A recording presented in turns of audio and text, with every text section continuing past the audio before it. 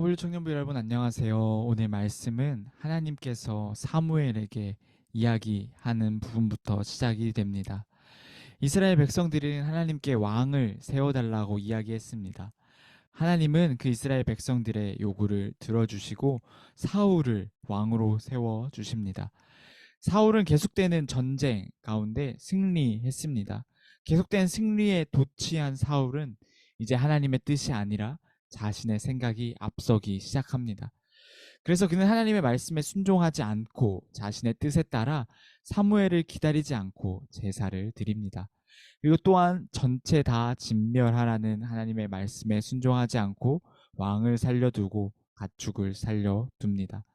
하나님의 말씀에 순종하지 않은 사울을 하나님께서는 버리십니다.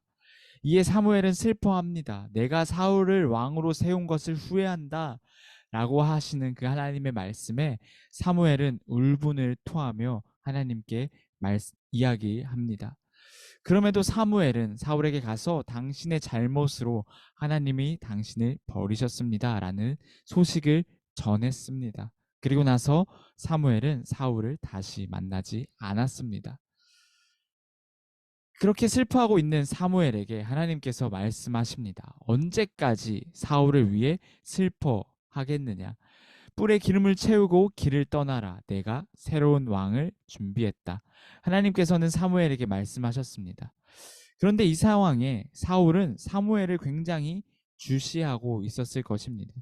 자신을 버렸다라고 이야기한 그 선지자가 과연 다음에는 어떤 일을 할까? 다음엔 어떤 행동을 할까? 사울은 주시하고 있었을 것입니다. 그런데 사무엘이 새로운 왕을 세우러 자신의 나라에 들어온다. 자신의 구역에 들어온다. 그리고 그곳에서 새로운 왕을 세운다. 라는 소식을 듣게 된다면 사울은 아마 가만히 있지 않을 것입니다. 그러니 사무엘은 기름을 부으러 가는 이 순간에 조금 더 확실하고 조금 더 명확한 계획을 하나님께 요구합니다. 그런 사무엘에게 하나님께서는 암소 한 마리를 끌고 가서 여호와께 제사를 드리러 왔다라고 말하라고 말씀하십니다. 그러면 이제 사울이 만약에 사무엘을 만났다면 왜 오셨습니까? 무엇을 하러 오셨습니까? 라고 이야기했을 때 하나님께 제사 드리러 왔다. 이렇게 이야기한다면 사울은 오케이 할 수밖에 없는 것이죠.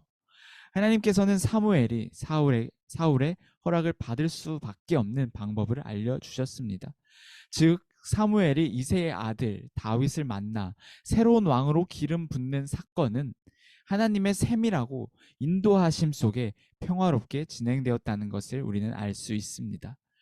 하나님께서 행하시는 역사는요, 결과만이 아니라 과정부터 이미 하나님의 주권적인 개입과 보호, 그리고 인도하심 속에 있었다는 것을 우리는 오늘 말씀을 통해서 알 수 있는 것이죠.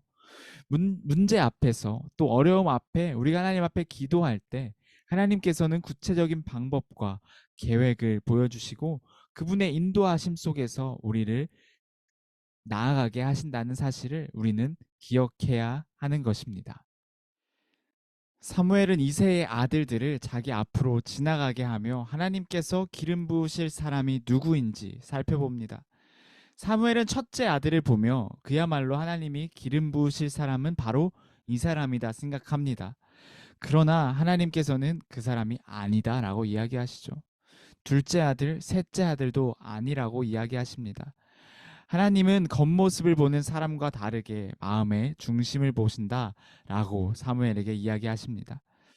하나님의 선택을 받은 그 아들은요, 들판에 양을 치고 있던 다윗이었습니다.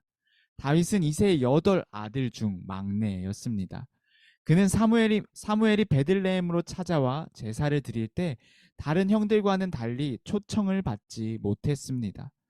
한나라의 사사였던 그 사무엘이 같이 제사 드리자라고 했을 때 그곳에 초대받지 못할 정도의 아들이었다라는 것은 다윗이 그 가정에서 어떤 위치에 있었는지 우리는 잘 알 수가 있는 것이죠. 그러나 하나님께서는 그 다윗을 선택하셔서 기름 부으십니다. 사도행전에선 이렇게 기록하고 있습니다. 다윗은 하나님의 마음에 합한 자다.